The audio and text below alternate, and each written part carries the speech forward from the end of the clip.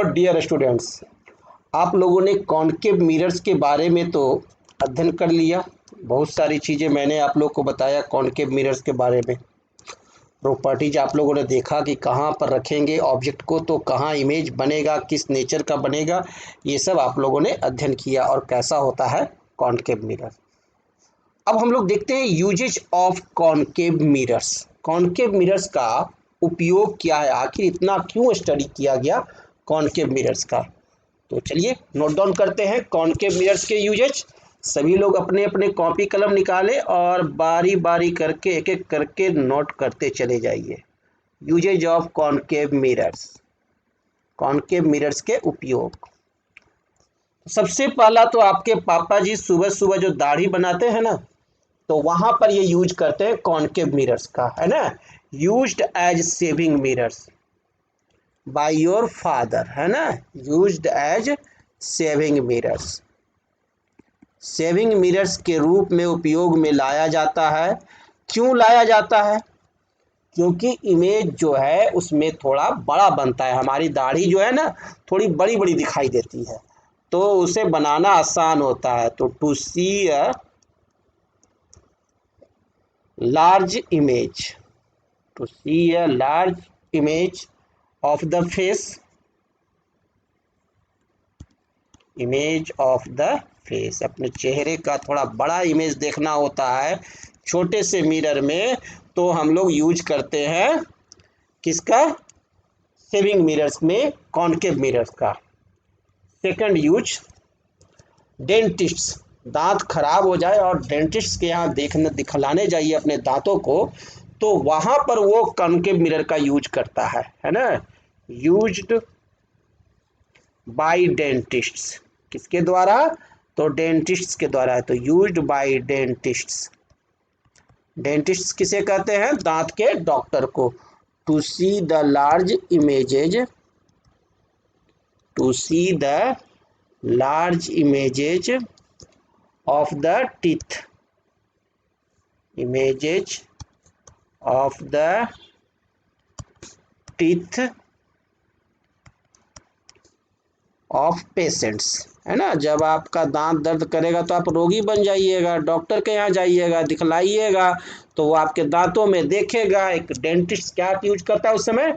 Concave mirror का उपयोग करता है और देखता है।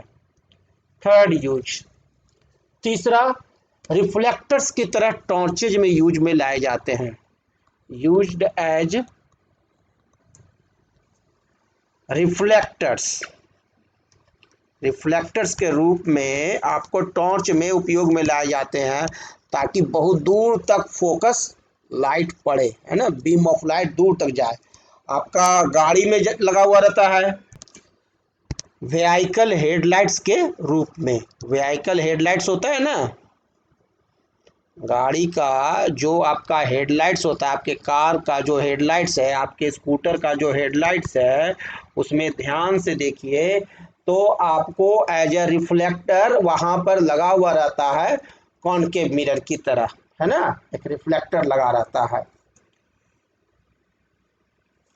एंड सर्च लाइट्स, और सर्च लाइट्स में, and search lights,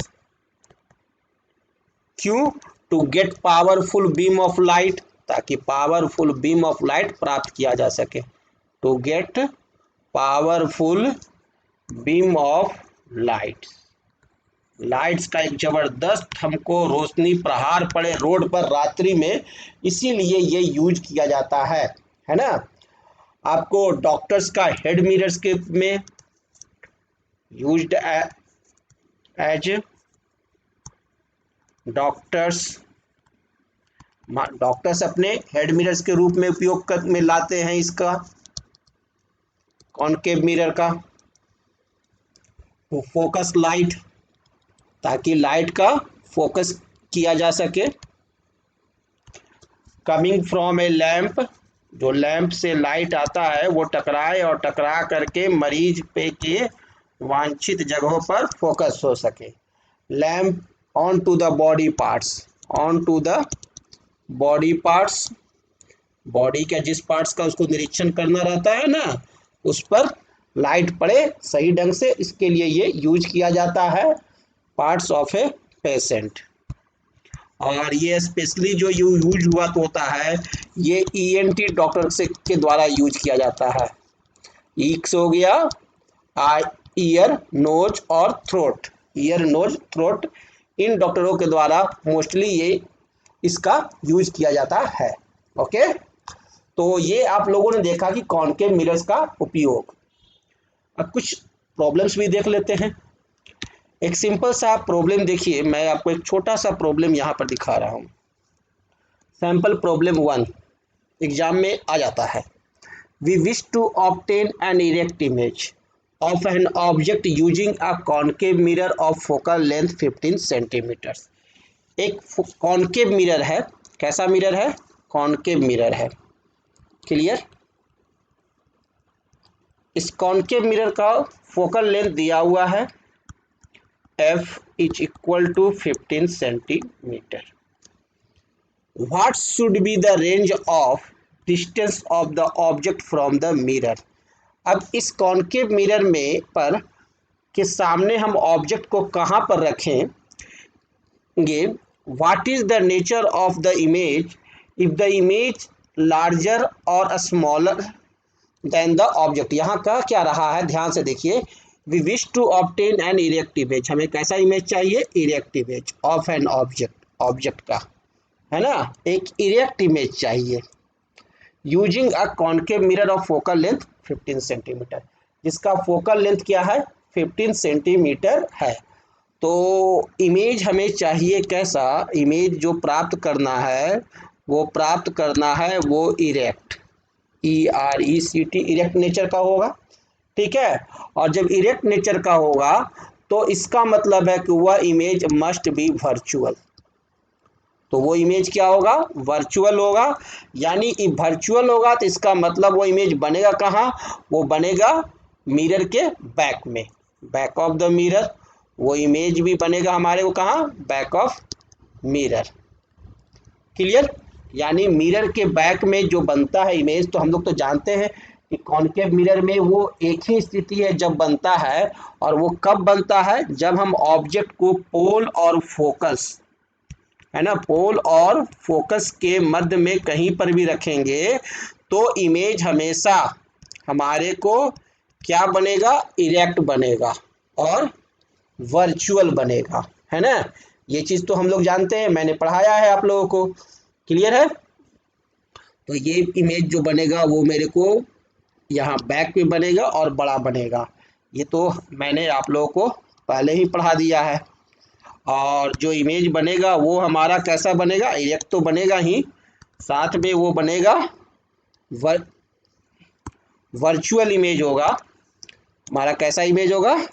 virtual image होगा। और वर्चुअल इमेज को हम लोग डॉटेड लाइन से शो कराते हैं। ठीक है, तो अकॉर्डिंग टू क्वेश्चन हमारा सॉल्यूशन क्या हो जाएगा? ऑब्जेक्ट हम कहाँ रखेंगे? तो object must B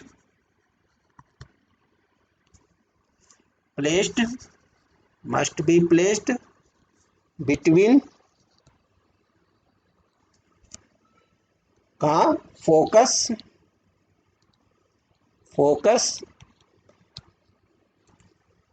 F and pole P, है ना, फोकस F और पोल P के बीच में। और कह रहा है what is the nature of image, image का नेचर क्या होगा? तो इमेज जो है आपका इरेक्ट बनेगा, वो तो दिया हुआ ही है, तो वो तो ठीक है, इरेक्ट होगा, वो तो कंडीशन के अनुसार हमने रखा। तो जब इरेक्ट होगा तो वो हम जानते हैं कि वो इमेज हमारा वर्चुअल होगा। और दूसरा, एंड ये भी हम लोग जानते हैं कि लार्जर देन ऑब्जेक्ट, ऑब्जेक्ट से बड़ा भी होगा, larger than object. This is answer, यही हमारा इस क्वेश्चन का आंसर हुआ। Next question, A concave mirror has focal length of 10 centimetre. एक कॉनकेव मिरर दिया हुआ है जिसका फोकल लेंथ है 10 centimetre. Where should an object be placed in front of this concave mirror so as to obtain an image which is real, inverted and same size? यहाँ कह रहा है जो इमेज बनेगा वो क्या बनेगा, रियल बनेगा और इन्वर्टेड बनेगा। तो ये तो बाकी सारे कंडीशंस हैं, 5 कंडीशन 6 कंडीशन हमने पढ़ाए थे, उसमें से 5 कंडीशन में रियल और इन्वर्टेड बनते हैं। लेकिन एक स्पेशल कह रहा है same size of as the object. ये एक हमारे को ध्यान देने का है कि इमेज साइज और ऑब्जेक्ट का साइज सेम होना चाहिए, ये एक कंडीशन है। तो हमारे को ऑब्जेक्ट कहाँ पर रखा जाएगा, तो ये मैंने आप लोगों को पढ़ाया था, याद कीजिए, रिकॉल कीजिए अपने को कि मैंने कहाँ कहा था कि जब हम लोग रखेंगे, ये हमारा हो गया पोल, ये फोकस एफ और ये हो गया सेंटर ऑफ कर्वेचर सी। कहाँ रखेंगे तो आपका सेम साइज का बनेगा, तो सेंटर ऑफ कर्वेचर पर, सेंटर ऑफ कर्वेचर पर रखते हैं तो हमारे को क्या होगा, इमेज का साइज और ऑब्जेक्ट का साइज दोनों सेम होगा, ठीक है ना। और सेंटर ऑफ कर्वेचर क्या होता है, सेंटर ऑफ कर्वेचर जो होता है, ये जो फोकल लेंथ है एफ, दिस इज एल्फ और ये हो गया आर। सेंटर ऑफ कर्वेचर वास्तव में क्या होता है, ये पोल से सेंटर ऑफ कर्वेचर की जो दूरी है वो है आपका radius of curvature. That means R is equal to 2f, formula हम लोग जानते हैं ना, f is equal to r/2।